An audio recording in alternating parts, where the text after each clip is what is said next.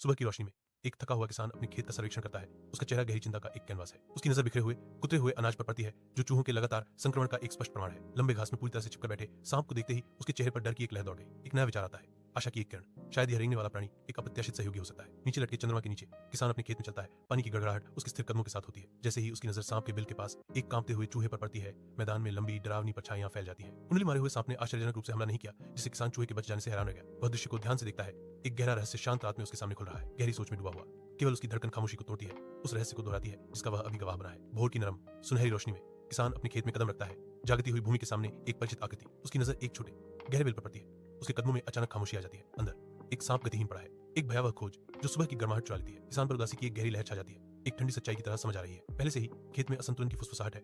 फसलों के बीच बढ़ती चूहे की आबादी के स्पष्ट संकेत है। निराश किसान बैठा है। एक अकेला व्यक्ति प्रकृति के नाजुक अक्षम संतुलन पर विचार कर रहा है।